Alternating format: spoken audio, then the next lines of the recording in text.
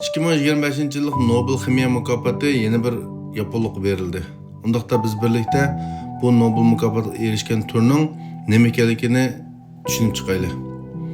Molekulalarning guruhlanishi, molekulalarning qapchiqi deb atalgan bu kuchli sumirchanlikka ega bo'lgan modda kelgusidagi nurg'un qiyoslarni amaliyotga boshlamoqda.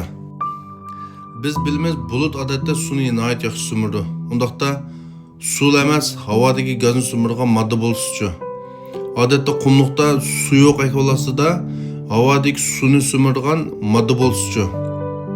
yoki qurilishlarda ishlab chiqarish jarayonida chiqqan ba'zi bir zaharli gazdan sumirgan maxsus modda bor bo'lsa-chi. Buni qilg'i bo'lamdi? Albatta bo'ladi. 2025-yillik Nobel mukofotiga dal mush modda berildi. Bu moddaning ismi bo'lsa organik metal modda. Ya'ni MOF. Ba'zilar deydi aktiv karbonni sumiralay deb qaraydi. Biroq aktiv karbonning sumirchanligi nishonliq bo'lmaydi. Ya'ni qayerlarni sumirganligi yoki sumirganligini qiyos qilg'ili bilgil bo'lmaydi. MOF bo'lsa qurilmasi va tarkibini o'zgartirish orqali molekulalarni maxsus sumirgan haqiqiy molekula guruhidir. Ammo qiyinchilik bundaq qurilmani molekula darajasida qanday qurish. Shundoq bo'lg'achqa olimlar to'g'ri metal ioni va to'g'ri organik tizimlik tanlab, ularning o'zgarishidan mustahkam qurilmaga aylanishga sharoit yaratib berdi. Avstraliyalik tadqiqotchi Richard 1980-yillarda bu turga qurilmani ilgari surgan. U 4 burjaklik qurilma ichida cho'ng bo'shliq bor. Bu bo'shliqda boshqa molekulalarni saqlab bo'ldi degan qarorni o'tirib qo'ygan va ilgari surgan.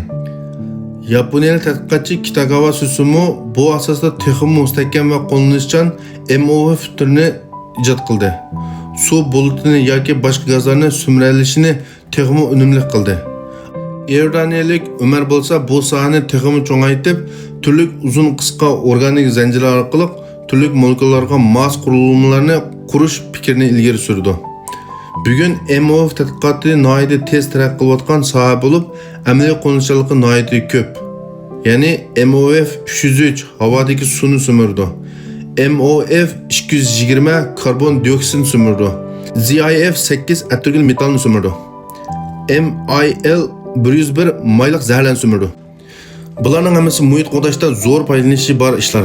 Shunga kelajakda bu turli moddalar muhit masalalarini hal qilishning muhim bir tuguni bo'lishi mumkin.